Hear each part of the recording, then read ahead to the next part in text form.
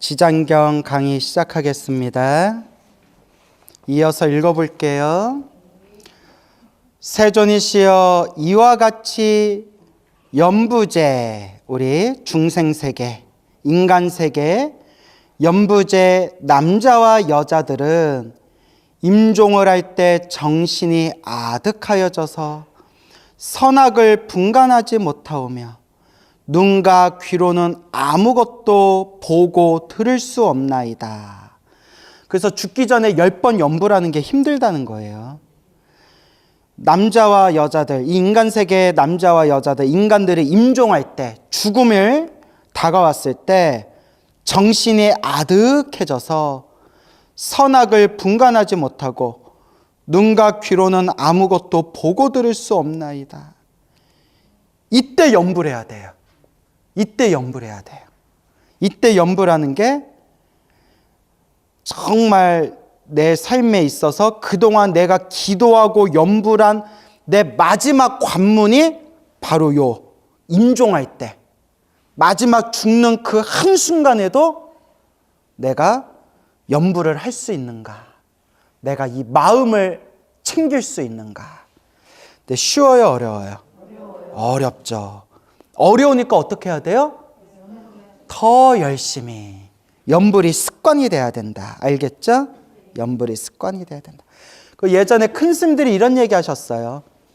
평상시에 연불을 많이 했는데 죽기 전에, 죽는 그 순간에 연불을 놓쳐버리면 헛수고가 되는 겁니까? 아니죠? 예, 그동안 내가 연불한 공덕은 쌓이죠. 그래서 큰 스님들이 뭐라고 하셨냐면, 평상시에 연불을 많이 하다가 죽는 순간에 연불을 놓쳤다 해서 아무 공덕이 없는 게 아니고 헛수고가 아니다. 왜냐? 동쪽을 바라보면서 동쪽으로 기울어져 있는 나무는 나중에 쓰러질 때 어느 쪽으로 쓰러진다? 동쪽으로 쓰러진다. 무슨 말인지 알겠죠? 서쪽으로 기울어진 나무는 나중에 쓰러질 때 어느 쪽으로 쓰러진다? 서쪽으로 쓰러진다.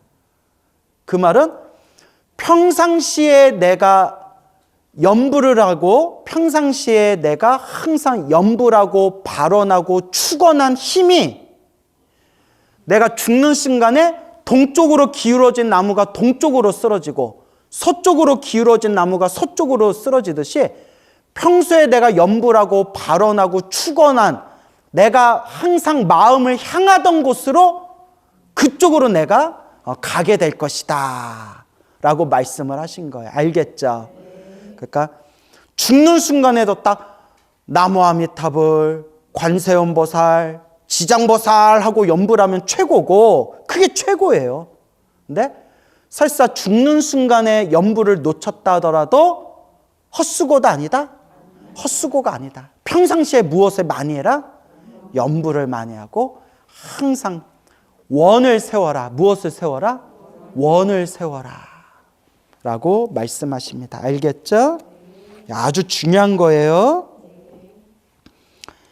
이때 가족들이 큰 공양을 베풀면서 귀중한 경전을 읽고, 귀중한 경전, 대승경전, 요 지장경을 포함한 대승경전, 금강경도 좋고 아미타경도 좋고 법화경도 좋고, 그래서 대승경전, 귀중한 경전을 읽고 불보살님의 명호를 생각하면 이 좋은 인연으로 죽은 이는 악도에서 벗어나게 되고, 마군을 우리는 마군이라고 부르죠. 무슨 니? 마군이. 마군과 귀신들은 모두 흩어져 사라지게 되옵니다. 이게 불보살님의 가피예요. 불보살님의 가피, 위심력이에요. 그래서 항상 연부라는 습관을 들여라. 세존이시여 어떠한 중생이든지 임종을 할 때 한 부처님이나 한 보살님의 명호라도 듣거나 대승경전의 한 구절 한 개송이라도 듣는다면 제가 이러한 이들을 살펴서 오무간지옥에 떨어질 죄인을 제외하고, 오무간지옥 우리 앞에서 다 배웠죠? 예, 오무간지옥 다 앞에서 배웠어요. 그리고 오무간지옥에 떨어질 죄인을 따라서 오역죄. 오역죄를 저지른 중생들이 떨어지는 세계가 오무간지옥이에요. 그래서 오무간지옥, 오역죄. 아버지를 죽이거나 어머니를 죽이거나 아라한을 죽이거나 부처님 몸에 피를 내게 하거나. 부처님은 죽일 수 있어요, 없어요? 부처님은 절대 죽일 수가 없는데 부처님을 죽이려는 악한 마음으로 부처님 몸에 무엇을 내게 해요? 피를 내게 하거나. 그래서 아버지를 죽이거나 어머니를 죽이거나 아라한, 거룩한 성자 아라한을 죽이거나 부처님은 죽일 수 없지만 부처님을 죽이려고 하다가 무엇을 내게 하거나 피를 내게 하거나 마지막에 수행하는 거룩한 모임, 승가, 스님들의 거룩한 모임을 무너뜨리거나. 그래서 이걸 승가를 이제 분열시킨다라고 표현하는 거예요. 승가, 스님들의 거룩한 모임, 승가를 분열시키거나. 이걸 오역죄라고 해요. 무슨 죄? 오역죄. 오역죄에 떨어질, 오역죄를 저질러서 오무간지옥에 떨어질 죄인을 제외하고. 왜 제외했을까요? 너무 업보가 두꺼워서. 그래서 주명귀왕 입장에서는 오역죄에 떨어질 죄인을 제외하고 소소한 악업으로 악도에 떨어질 자들은 모두 해탈을 얻게 하겠나이다 돼 있죠? 이건 주명귀왕 입장에서 한 얘기고, 주명귀왕도 오역죄를 저지른 중생은 구제를 한다 못한다? 오역죄를 저지른 그 흉악한 중생도 부처님한테 구제받을 수 있을까요, 없을까요? 없어요? 있어요? 있겠지는 뭐예요? 있겠지? 있을 것 같아요? 네. 그게 나무아미타불이라는 거예요. 따라해보세요. 관, 무량수경. 그냥 무량수경도 있고, 그냥 무량수경 말고 앞에 관자를 붙여서 관, 무량수경 혹은 관, 무량수불경이라는 경에 분명히 오역죄를 저지른 중생조차도 진실한 마음으로 나무아미타불을 부르면 오역죄를 저지른 지옥의 업보가 소멸하고 어디로 태어날 수 있다? 극락세계에 태어날 수 있다. 관무량수불경에 딱 나와요. 이게 부처님의 대자대비라는 거예요. 오역죄를 저지른 그 중생조차도 제도할 수가 있다. 근데 이제 우리는 이런 의심을 일으키게 돼요. 어떤 의심이냐면, 오역죄는 세상에서 인간이 저지른 가장 무거운 업보인데 오역죄를 저지른 중생이 나무아미타불 불렀다고 극락세계에 태어날 수 있을까? 이거에 대해서 이제 옛 큰 스님들은 뭐라고 해석했냐면, 진실하게 참회하면서 연보를 하며. 어떻게? 진실하게. 부처님 잘못했습니다. 피눈물을 흘리는 마음으로 진실하게 참회하면서 간절하게 나무아미타불을 부르면 오역죄를 저지른 중생조차도 극락세계에 태어날 수 있다. 그게 대자대비다. 니들 중생들은 헤아릴 수 없는 오직 부처님만이 펼칠 수 있는 대자비의 힘이다 라고 얘기하고 계시는 겁니다. 알겠죠? 그러니까 우리 지장보살님도 지옥에 떨어진 흉악한 중생들을 다 구제하신대잖아요. 그래서 여러분, 나는 살면서 죄가 많다, 나는 살면서 업보가 좀 두껍다 하는 분들은 무엇을 많이 하세요? 연부를 많이 하세요. 알겠죠? 그 여러분들한테 하는 얘기는 아닌데, 여기 앉아 계신 분들한테 하는 얘기는 아니에요. 이게 잠깐 오해될 수가 있기 때문에 이렇게 이 법문과 강의를 듣고 있는 혹시 모를 그런 업보를 저지른 분들한테 드리는 이야기예요. 여러분 인생 살면서 사람 죽여본 적 있어요, 없어요? 없죠? 사람 죽인 적 있어요, 없어요? 근데 자기는 사람을 죽인지도 모르고 사람을 죽인 살생업보를 저지르는 경우가 있대요. 그게 뭐냐? 나태. 경전에서는 나태도 사람을 죽인 업보로 봐요. 비록 뱃속에 있지만 사람의 명이잖아요. 꼭 태어나서 죽인 게 죽이는 게 아니라 뱃속에 있는 애를 지운 것도 유산은 아니에요. 유산은 저절로 부모와 인연이 없어서 엄마 뱃속에서 저절로 목숨에 닿은 게 유산이고, 낙태, 일부러 떨어뜨린 거.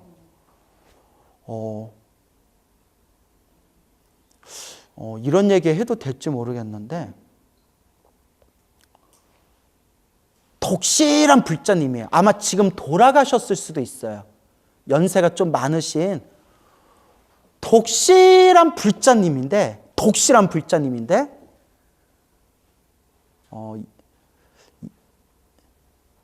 낙태를 10몇 번을 하셨대요.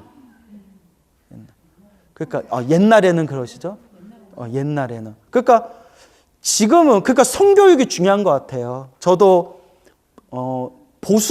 약간 보수적인 시대 90년대에 중고등학교 다녀서 제대로 된 성교육은 사실 안 받아봤지만, 외국 같은데 지금은 막 피임 막 이런 거 있잖아요.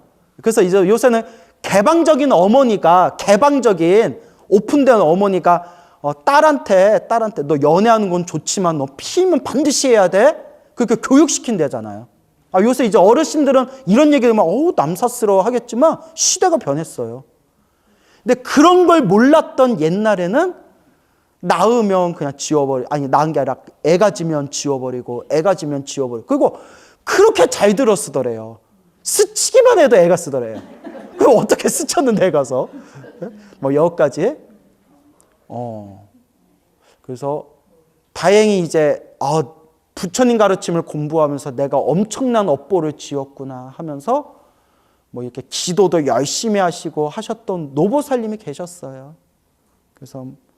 그러니까 의외로 우리 한국 여성들 중에 그렇게 낙태를 한 여성분들이 많죠 하면 좀 그렇고 좀 있는 것 같더라고요. 그래서 이렇게 가끔 스님들이 이렇게 백중 축원카드 읽을 때 보면 수자령 영가 몇이 이렇게 올라갈 때 있거든요. 그죠? 수자령이 뱃속에 있는 영가, 수자령 영가 몇이 막 이렇게 보면 많이 떨어뜨리셨네. 이렇게. 유산은 아닐 거고. 이렇게. 그러면 우리 이렇게 나무아미타불 축원을 해드리죠. 근데 저는 절대 그런 걸 비난하려는 게 아니에요. 알겠죠?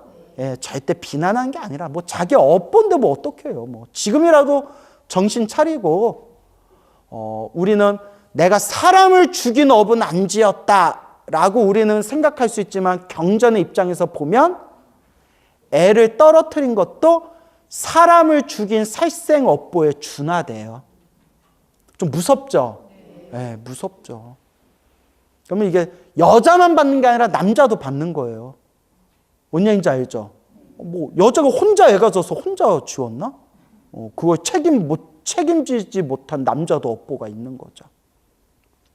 제가 얘기하려는 거는 절대 비난하거나 손가락질하는 게 아니라, 스님의 입장에서, 업장소멸이라는 불교적인 입장에서 여기 앉아 계신 분이 아니라 이 영상을 보고 계신 분들 중에 혹시 내가 조금 못 몰랐을 때, 좀 어리석었을 때, 아니면 그때 상황이 너무 어쩔 수 없어서 내가 애를 억지로 떨어뜨린 적이 있었다 하는 분들은 정말 이번 생 내 업장을 소멸하는 마음으로 무엇을 많이 해야 된다? 염불하고 참회 기도를 많이 해야 돼요. 지금 조금이라도 닦아놔야 다음 생 덜 받는 거예요. 알겠죠? 그래서 그렇게 이제 말씀을 드리는 겁니다. 아시겠죠? 참 어려워요. 자, 그래서 이와 같이 무간지옥에 떨어질 죄인을 제외하고는 소소한 악업으로 악도에 떨어질 자들은 모두 해탈을 얻게 하겠나이다. 이거는 주명규왕의 입장에서 한 얘기고, 무간지옥에 떨어질 정도로 무거운 죄업을 지은 중생들은 무엇을 하면? 염불을 하면, 간절하게 염불하면 반드시 부처님이 구제해 주신다. 그리고 관무량수불경에는 아주 무거운 업보를 저지른 중생조차도 나무아미탑을 염불하면 반드시 극락세계로 데려가신다라고 분명히 말씀하셨다라는 걸 명심하시기 바랍니다. 알겠죠? 예. 부처님께서 주명귀향에게 이르셨다. 그대가 대자비로 큰 서원을 바라여 태어남과 죽음을 맞이하는 중생들을 능히 보호하는구나.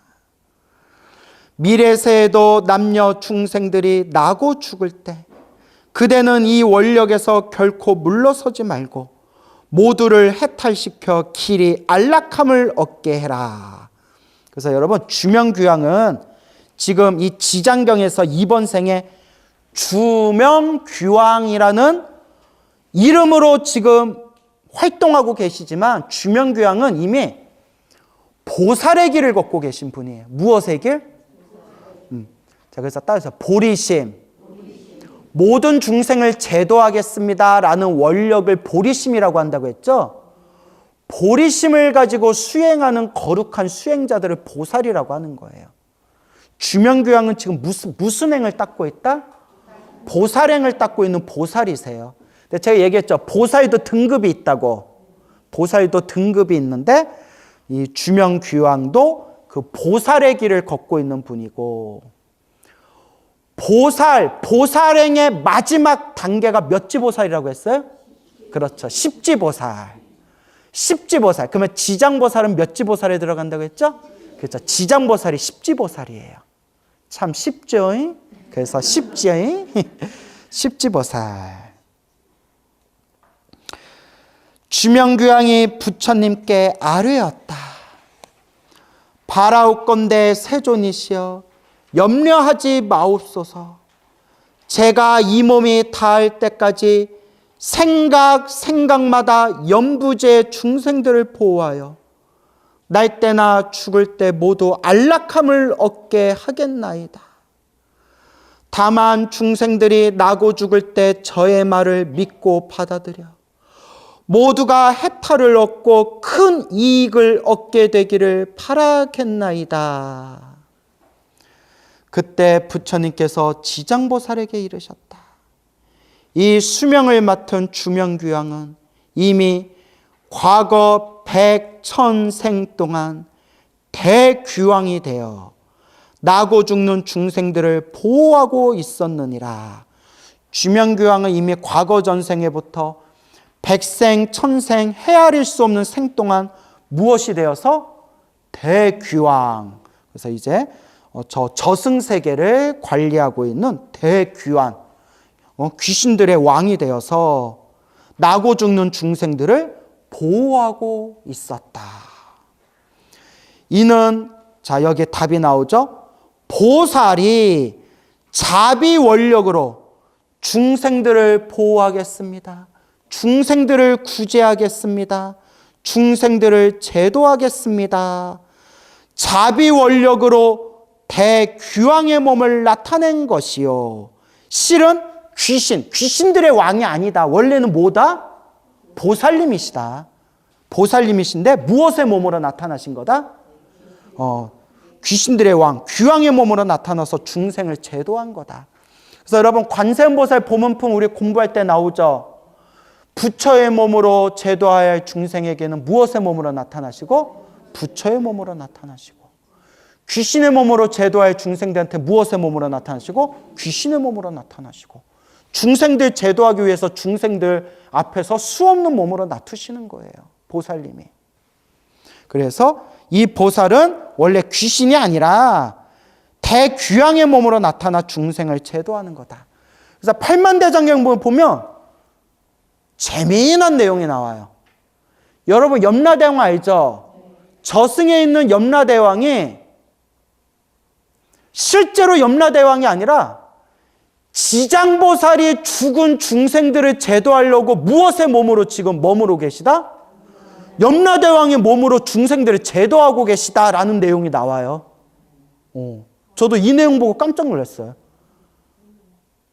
어디에 나온지 잊어먹었어요. 나중에 찾으면 나올 거예요. 아시겠죠? 염라대왕, 지장보살이 염라대왕, 저승의 왕으로 머무르면서 중생을 제도하고 계시다. 그런 내용이 나옵니다.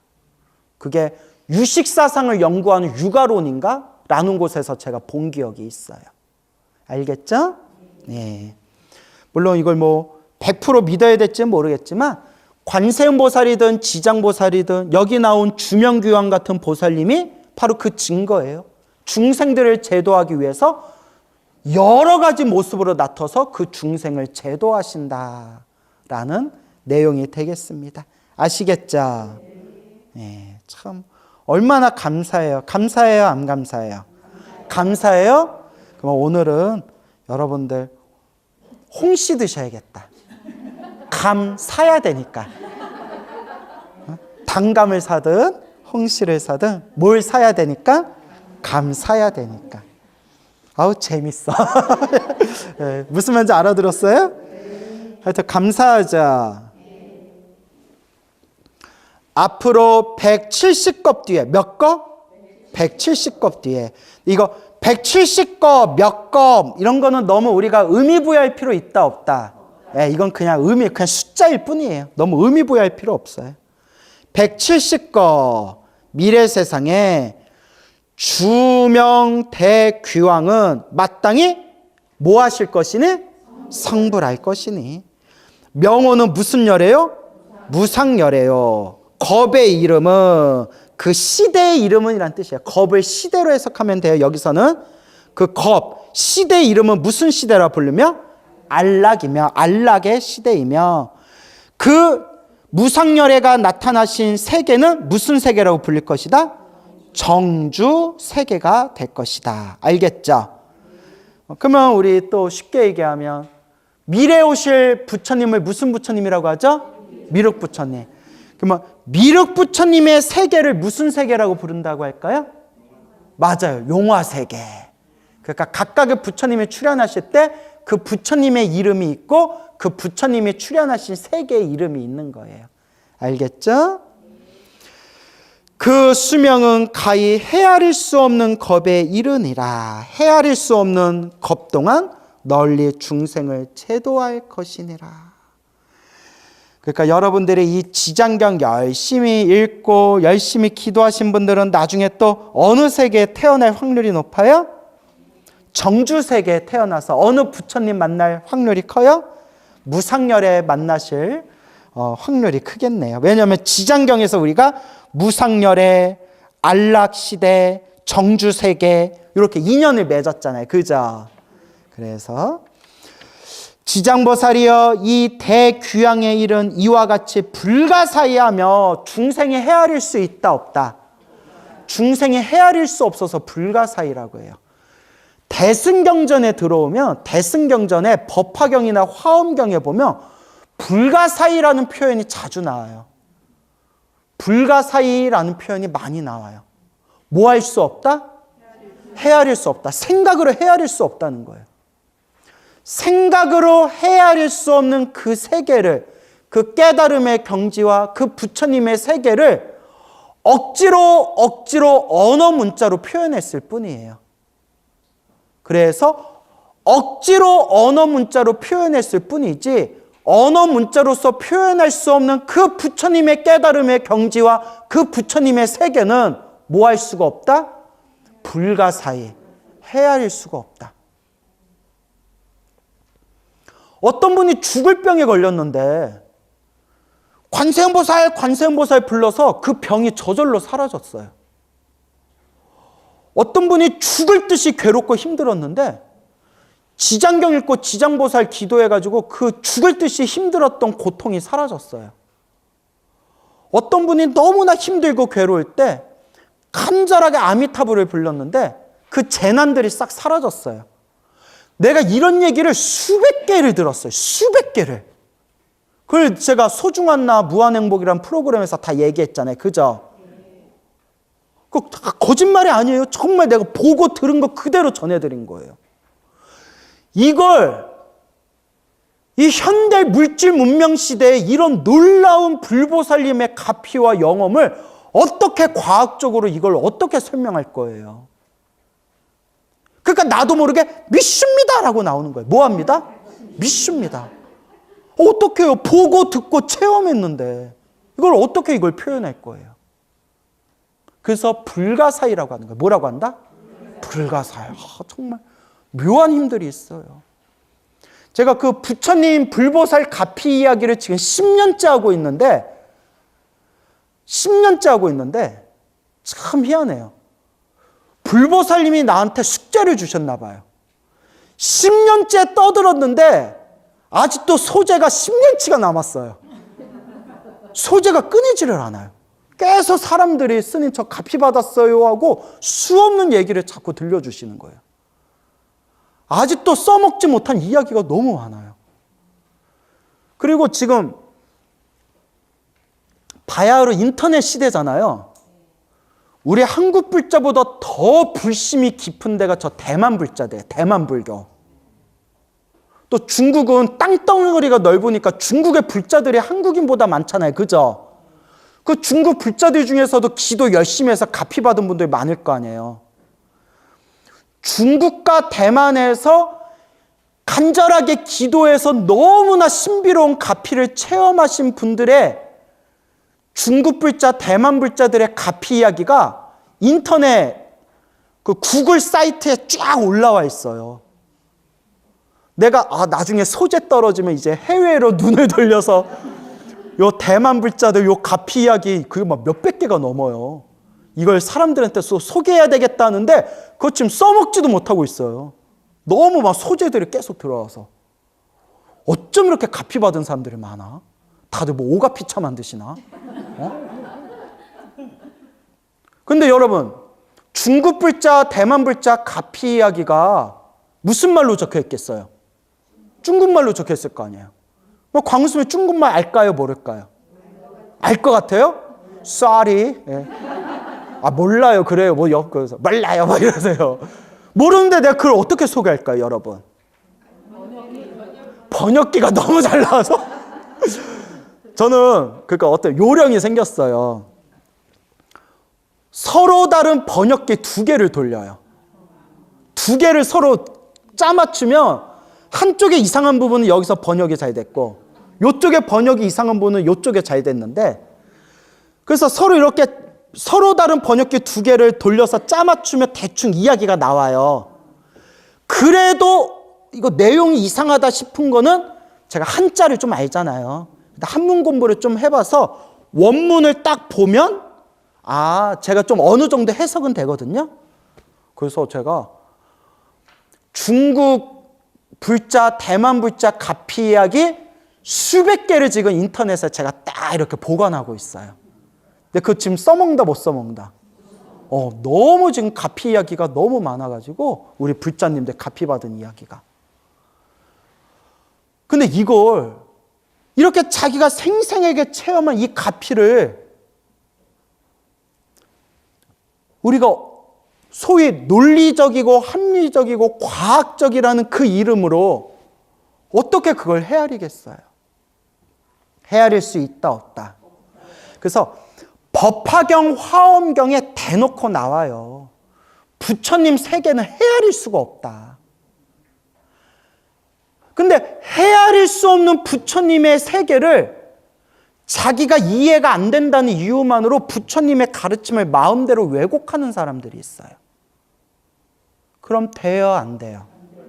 안 되는데 자꾸 자기 마음대로 부처님의 깨달음의 세계와 그 부처님의 헤아릴 수 없는 경계를 자기 눈높이 수준으로 마음대로 짜맞추고 왜곡하면 우리가 그런 사람들을 뭐라고 불러요?